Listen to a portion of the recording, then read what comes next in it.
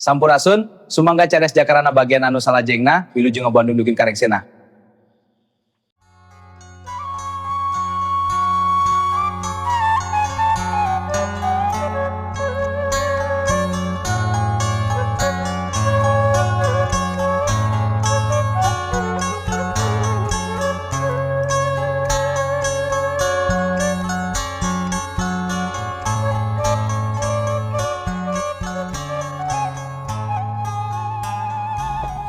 Assalamualaikum warahmatullahi wabarakatuh.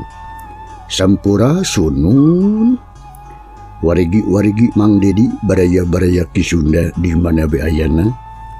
Alhamdulillah ayeuna para kaum dangu sadayana khususna Mang Dedi baris maju bagian anu ke-63 dina jujutan carita Jakarana karangan Amboros.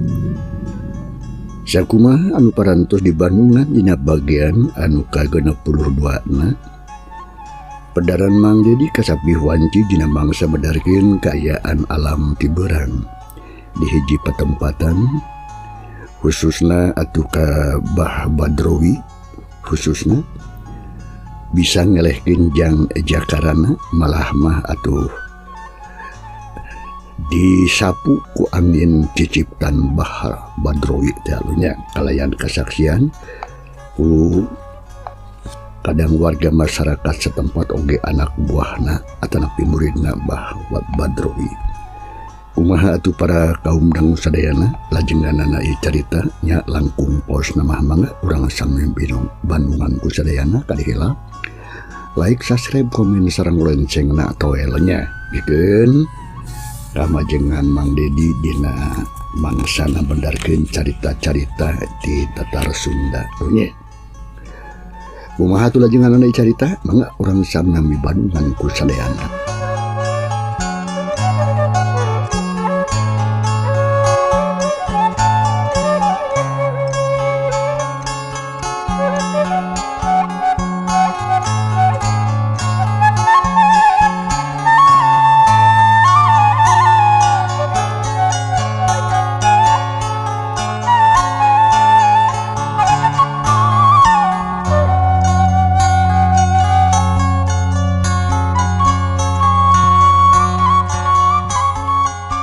Kaayaan alam harita teh nembikeun ka jempling pisan jelema mah beda deui atuh jeung kaayaan sato-sato sejena ari manuk harita teh eueuh bisada hiji ge jigana bae milu kasapu ku tarikna angin ciciptan ti Bah Badrowi dina mangsa ngelehkeun jang jakarana. Reg atuh harita Bah Badrowi teh eureun terus malih ka anak buahna anu genep bok harita. Udah joy. Man bah? Udah. Ya. Dia jubli oge kamarane kabeh. Musuh urang ayeuna geus modar. Nya ayeuna mah urang balik we heula. Kamana bah? Kamana bah? Kamana bah? Heuy kamana deui sagoblok atuh lain-lain kaguha mah. Siap gobrong biakin kesorangan. Gimana aing boga gobrong? Nya kaguha meureun. Nya bah. Lantaran dewek teh arek mere deui hiji pangajaran ka sari lain kabeh. Nuhun atuh bah, nuhun bah, nuhun bah, nuhun bah. Jadi kieu euy. Sawacara waktu mah lemur ieu teh sina aman heula. Kumaha kaharti pusarea siap sakabeh murid nyebut siap bari jeung heueuh cenah meh barang ngajawab nya atuh sanggeus kitu mah terus we maranehna bring atuh harita arindit deui ninggalkeun eta patempatan nu tadi dipake jogol jeung jakarana Bah Badrowi teh nu maksudna mah tayalian rek balik di kaguhana cenah anu jadi pademukan maranehna nu mangkuk di wewengkon leuweung datar teh. Gancangna ieu carita sanggeus sababaraha poe ayu di perjalanan nya nu akhirna Bah Badrowi teh saparang kaca kocapkeun geus nerepi weh ka tempatna nya ti mangsa harita mah kaum dangu bahwa Drowi katut anak buahna atawa muridna di kamarana mana cara ricing we didinya da ai bakal mah geus loba. Sakali-kalian sok nita anak buahna pikeun balanja ka lembur. Ari sapopoena maraneh mah dilatih we ku guru. Dibere deui pangajaran-pangajaran dina widang ilmu bela diri. Sangkan namun sangkan sakabeh murid-muridna bisa ngaronjatkeun pangabisana.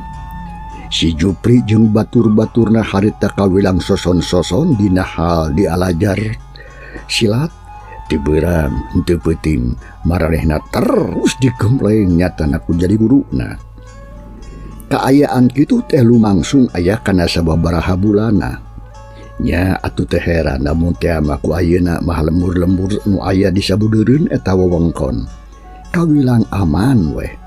Eltuning sepi jembing towong rampung nya kaayaan kitu teh matak tentrem keur sakabeh urang lembur. Sarerea ngerasa suka bunga jeung galumbira. Kasugri para wargi cag urang tunda heula atuh kaayaan Bah Badrowi atuh jeung sakabeh murid-muridna nu mangkuk di guha teh keur soson-soson latihan atawa dialajar dina widang pangajaran ti guruna. Teundeun heula eta insyaallah kahareup kasampeur deui ayeuna urang puseurkeun perhatuan urang. Nyatana kahiji tempat anu anyar kaguar dina ieu carita.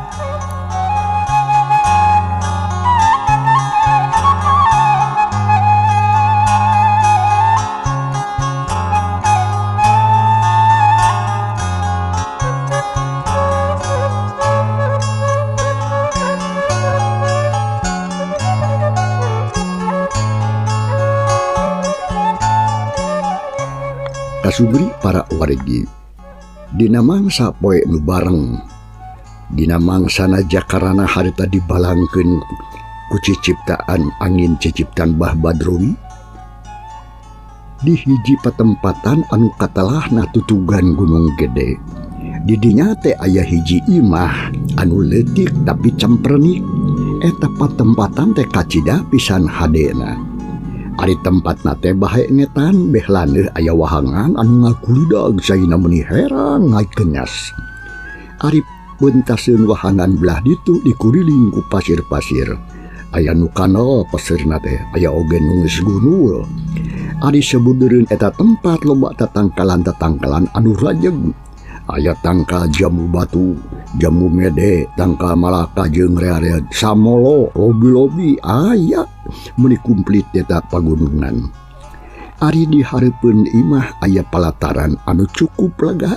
Di luhurna dipelakan jukut anu nampar hejo.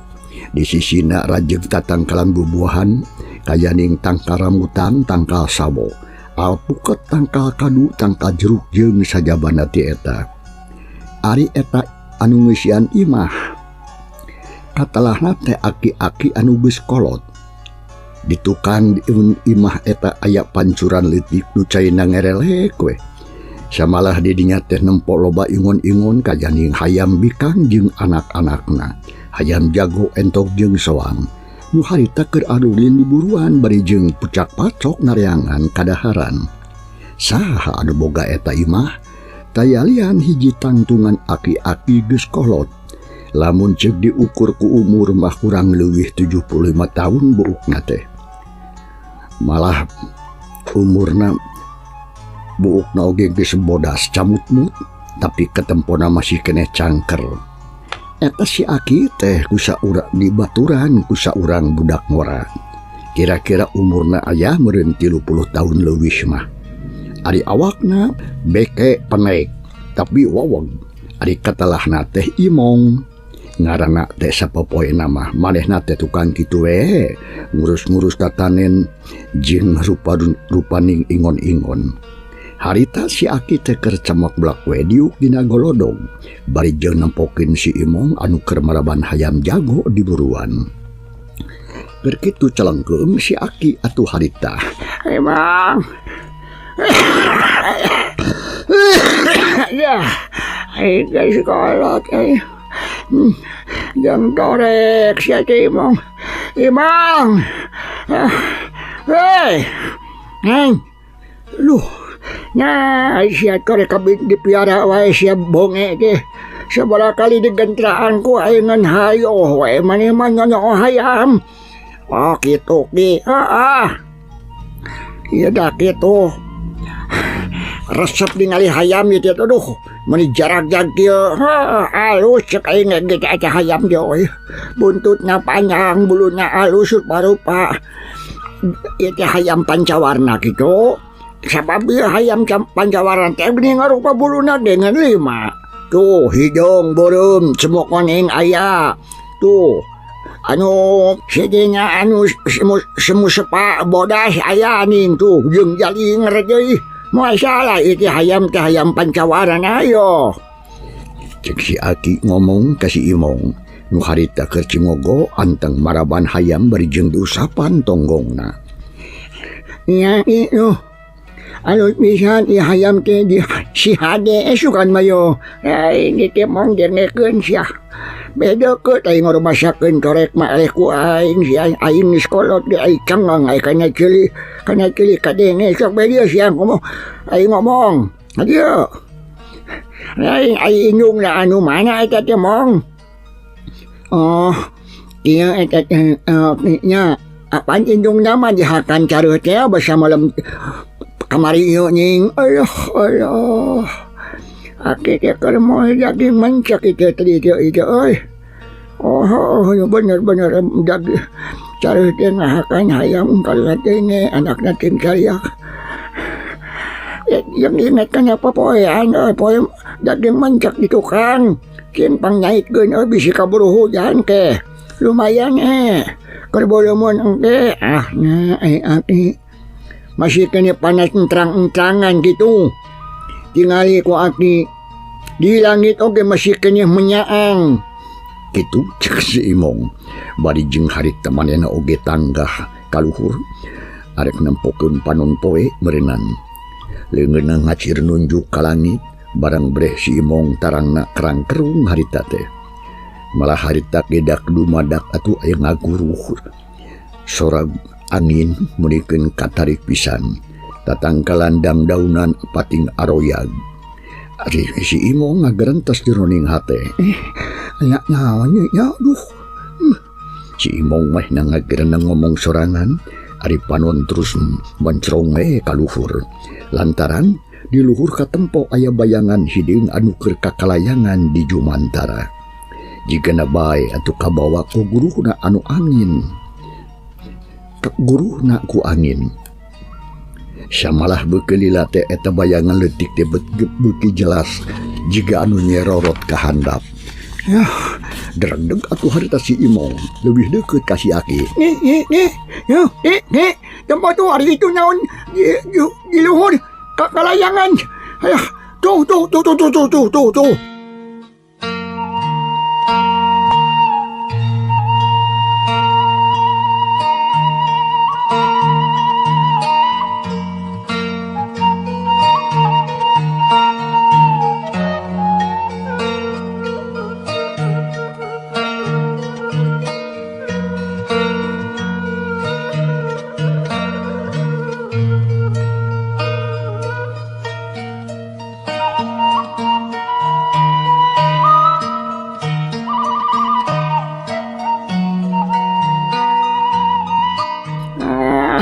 Paling oge manuk siya mamong. Ay Aki. Sana gitu. Muna tuh tingali kanya atau Aki naturun kanya ya. Asasi gamalaja malaja. Jadi mah aja maki tuh. Sakit pakah.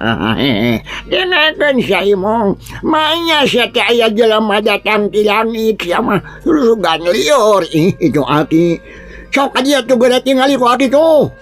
Si Imong keukeuh atuh harita. Ngeceuwih ngomong ka si Aki bari jeung leungeunna terus tanjak tunjuk kana bayangan hiding anu beuki handap bae. Nya atuh si Aki teh penasaran, jerut harita teh turun tina golodog. Jen atuh nangtung di buruan bari jeung tanggah melong ka luhur. Nempo bayangan hidung kitu anu tuduhkeun ku si Imong harita si Aki. Batiga-tiga jalama eta mamong. Sana siga ya ayo puguh maknya tuh. Tempok gua gitu tuh. Tuh rada mengko sa itu. Tuh aya sukuan tuh jeung leungeunna tuh. Nya. Benar mong. Jalama eta mah tapi nahabat bisa gitu bisa ngapung. Tuh, kuno, bagi dekat ki. Sok lewat ki, waki ki burki. Kaya aduh, jijik aduh, lain mah. Kena orang tewak waki yo. Lamun dibobot kana tanut, dia buat teremuk yo. Bismillahirrahmanirrahim. Hiap! Sakilat si Aki, sanggeus babacaan nejehkeun dua sukuna, palentung atuh kaluhur. Bekelila bayangan di harita beuki ngadeukeutan ka kalayangan teh. Sarta ayeuna mah geus jelas geuningan eta teh bener saurang manusia atawa jelema. Harita keneh atuh nyerorot ka handap. Arek niban kana taneuh pisan, tapi sacan oge kitu sakilat ku si Aki cileung harita teh luncat berijeng rikat leungeun mewak awakna. Gerakan awak kawirang kesit jeung bangun anu hampang awak. Tekung silila suku si Aki atuh geus napak kana taneuh jeung leungeunna atuh mayang salah saurang manusia anu budak ngora. Teuing saha ngaranna? Alhamdulillah amin. Bener ganya kita jalama mong Cek si Aki bari ngomong kitu nate atuh bari jeung melong kana beungeut eta jalma. Nu katempona geus pias atuh jiga eueuh getihan.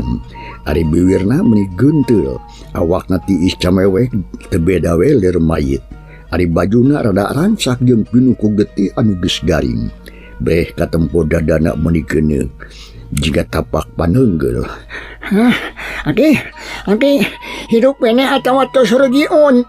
Nya sia may ngomong deh. Duka teh teuing sadacan dipariksa ku aing ge.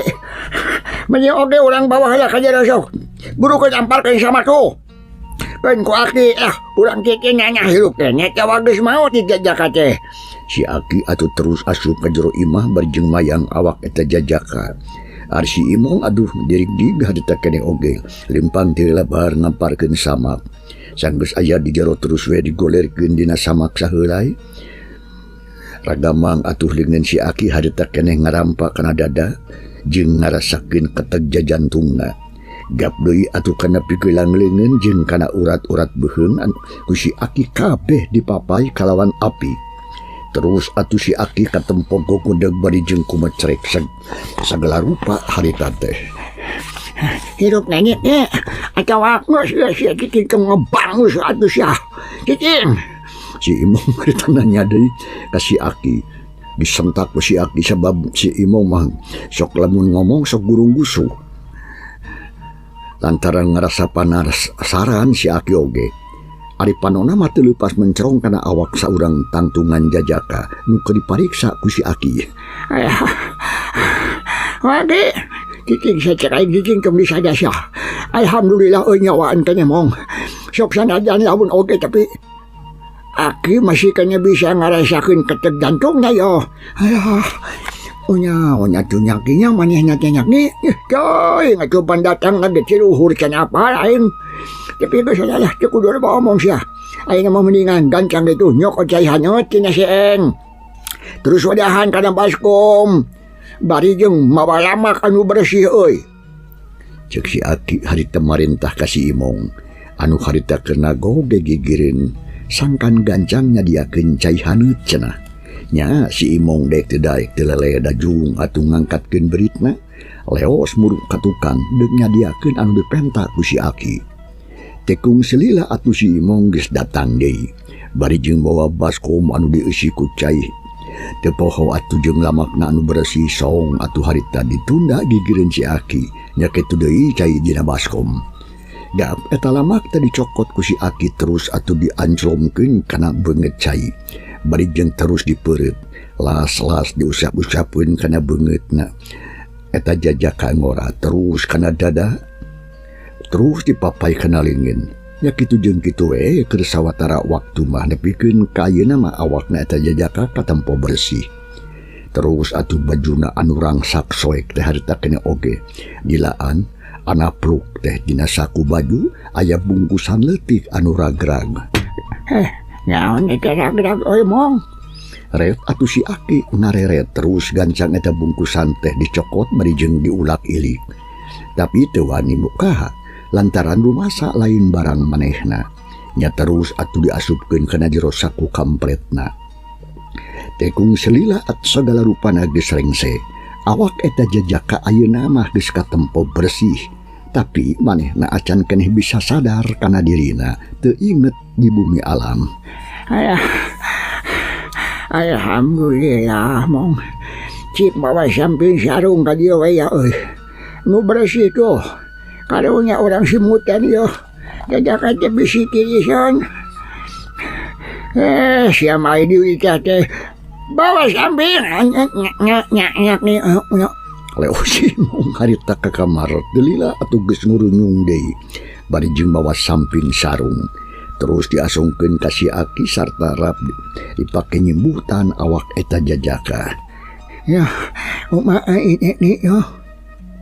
Dia geuning Aki, nya geuning manehna teh. Acan eling sangkan eling. Nya sia masuk ka mana karep aya ngomong. Nya teh kumahakeun wae antepanan langan sinah eselaina mah. Insyaallah teu bakal aling sorangan. Lamun geus wargeun matang tuh hudang. Ayeuna terus kumaha atuh Aki? Ayeuna mah mending oge geura ampikeun we ingon-ingon da geus burit di ongkoh. Tong poho teh jait daging mencek dah nu dipoe ku Aki tadi. Kade poho sia. Nun mangga kitu.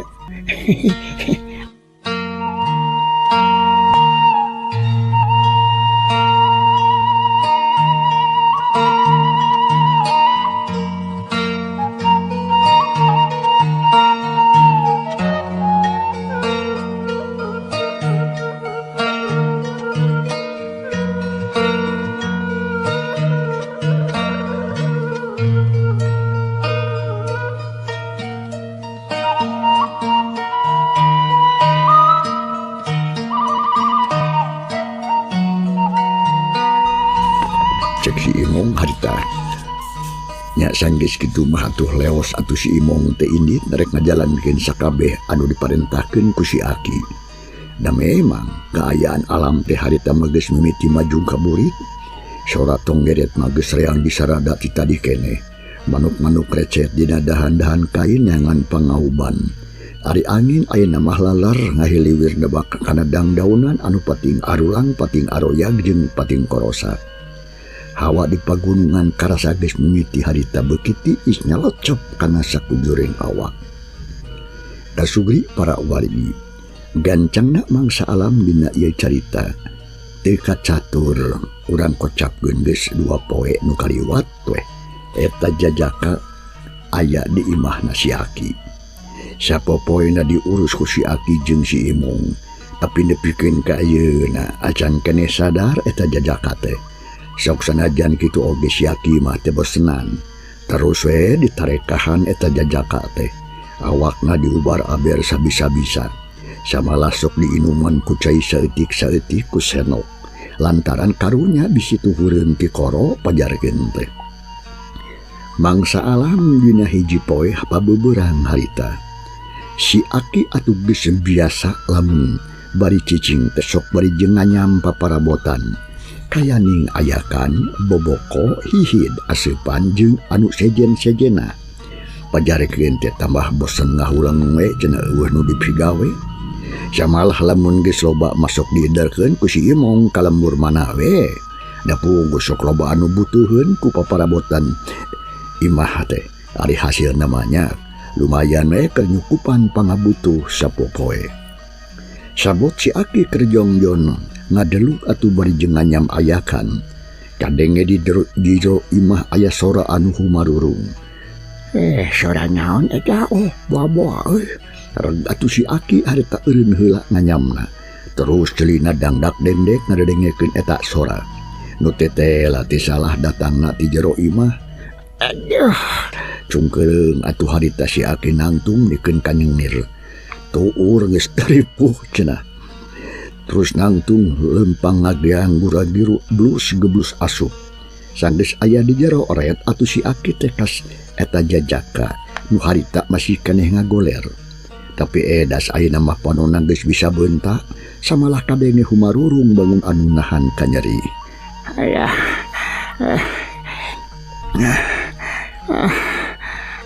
Ya geus eling kasep. Cek si Aki harita berijeng neuteuk antep pisan ka eta jajaka. Si Aki harita nanya ka eta jajaka terus kek diuk gigireunana. Ari panon mah neuteup kana keuritan beungit eta jajaka nu katempona pias koneas. Panon celong sorot panon anu layu bong anu ripuh pisan. Ari eta jajaka teh tayalian kaum dangu nyatana jakarana anu harita nepi ka lebah dinya lantaran kabawa ku angin puyuh ciciptan Mbah Badrowi teh. Antuk nama ragedagna teh ditungtung gunung gede sarta ditulungan ku si Aki katut Jang Imong. Aduh, di mana ieu teh? Di mana ieu teh? Cek Jang Jakarana. Hampir-hampiran teu kadenge da si Aki gedang dak dendek deh ngadengekeunana ge. Eta jajaka anu katelah Jakarana teh ngomong bari jeung humarurung. Ari panundura teret nitenan kaayaan didinya. Tapi teu malire ka si Aki mah naon sababna lantaran manehna acan eling pisan. Samalah terus we humarurung bari jeung leungeunna nyekelan dadah. Jag. Ujang. Syukur geus eling main mah. Geus ge kudu kadiwang. Lantaran ayeuna hidup aya di saung Aki. Cek si Aki bari jeung ditokmokeun kana ceulina eta jajaka nyatana Jakarana. Ret atuh Jakarana ngareret deet ka si Aki nu harita aya gedengeunana. Terus neuteuk maun anu hayang jelas. Kituna teh atuh bari jeung nuringis nya terus ngahuleng salila-lila. Jigana bae keur nginget-nginget kana naon rupa anu geus kajadian jeung kaalaman. Ujak geus eling. Hah? Si Aki nanya deui samalah bari jenggap ngarampa kana pikilang dengan Jang Jakarana. Lu eling abdi mah Aki. Nah aya di mana ieu teh Aki? Alhamdulillah atunya syukur kasep. Ari geus eling mah. Hejap ke ayeuna aya di saung Aki. Aya di bumi Aki. Tapi naha iraha abdi ka dieuna Aki. Geus lah. Kana geus. Ayeuna mah tong kana nyang loba ngomong kitu nanyakeun iraha ka dieuna. Keun teh lamun hijab geus mending ku Aki rek didongengkeun nya. Nya ngadenge kitu mah jep atuh. Jakarana teh teu ngomong nanaon deui. Samalah terus re panonna teh peureum ayeuna pasna katempo menireng hapranjug. Sabot keur kitu torojo si Imong nyampeurkeun terus nanya ka si Aki bari jeung malhong ka eta jajaka nu aya haripeunana. Nu katempona ayeuna mah atuh geus eling. Geus eling nih ayeuna mah ke. Yah, alhamdulillah ya Mong. Tong ulah geureuh ya. Hai. Ulah geureuh, ulah ganeng. Geus sadar enya mah euy Mong.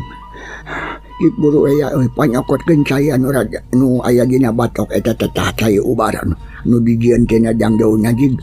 Baan ka dieu ku aing ngadek diinumkeun ka si Kujang. Sugan jeung sugan aya mah ngutang teu mangpaatnya. Insyaallah manehna rada ceng haraina mah kitu. Cing sangkan ulah diputin lawakna karunya.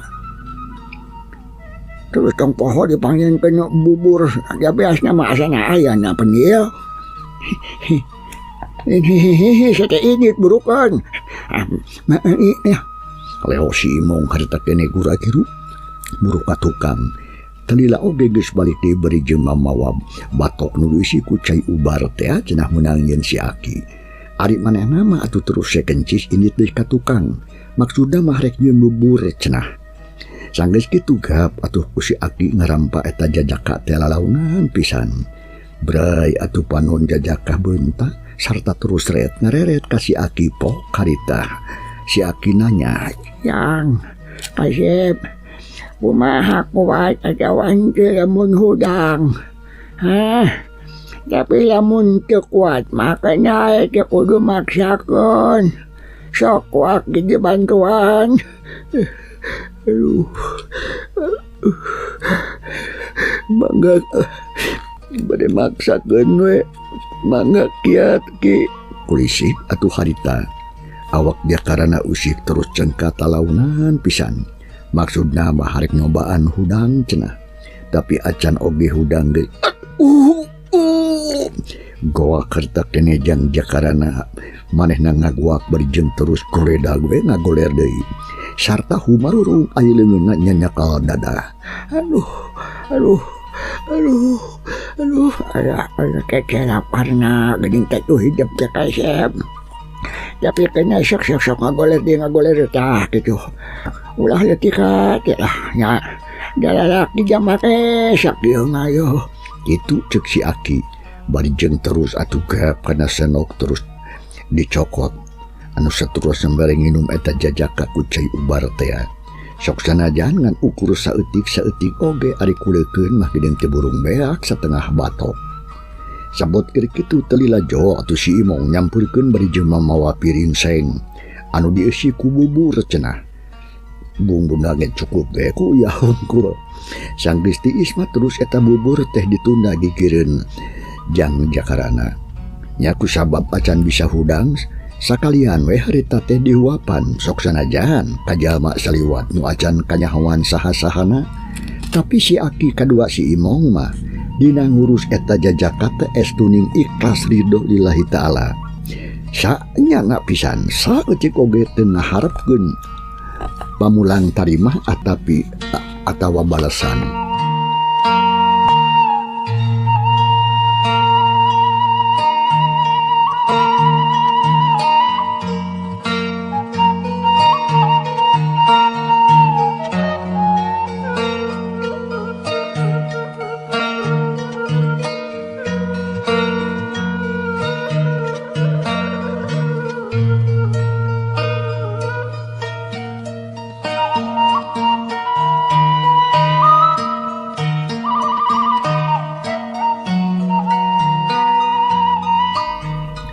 Gantangna ieu carita para kaum dangu. Jang jakarana geus aya kana samingguna leuwih we di imahna si Aki teh. Ayeuna mah kaayaanana geus mimiti lumayan rada pulih. Sapopoe na si Aki teh eureun mere cai ubar anu dieun tina akar jeung daun-daunan ti leuweung nu sok biasa we dipake ubar. Ditambah deui atuh ku madu odeng jeung susu meh anu gede pisan kasihatna pikeun kasehatan. Nya teu matak heran jang jakarana ayeuna geus rek pulih deui kawasasari. Kaayaan alam dina ieu carita urang kocapkeun dina mangsana ti peuting. Jangkrik reang di sarada patengbalan jeung pada baturna. Mata kelar jeung mata waas tatangga mah aya ngan rada anggang ti dinya teh. Mangsa alam harita geus nincak bada Isa. Si Aki jeung si Imong kitu jakarana harita keur darariung-ngariung tiruan. Bari jeung ngararobrol. Ari dihareupeun geus ngajagrag batok satilu-tilu dieusi ku cai enteh anu haneut keneh. Ai caneutna, ai leasa lawuhna aya seupan sampeu, seupan cawu, jeung kulub suuk eta teh ngahaja meunang nyadiakeun si Imong. Di kamari keneh. Sabot kitu pok si Aki harita. Ujang, kumaha ayeuna kaayaan awak hidup kadansana. Jaka joongna ku Aki mah geus aya parobahan. Lamun seug dibandingkeun jeung basa kaayaan hidup dina mangsa saminggu leuwih kaliwat. Si Aki mimiti nanya atuh ka jakarana. Lantaran hayang nyaho kana kaayaan eta jajaka nu sabenerna. Samalah kituna teh barijeng neuteup kana beungeut jang jaka nu aya di hareupeun. Ngadengi pananya kitu pok atuh harita jakarana cag para pamirsa, ieu carita urang tunda heula kumaha atuh lajenganan insyaallah. Mang Dedi baris neruskeun ieu carita dina bagian anu ka 64na. Kada hilap like subscribe, komen sareng loncengna toelnya. Hatur nuhun kumaha rupi perhatosanana. Wilujeng kantun kasadayana. Wassalamualaikum warahmatullahi wabarakatuh.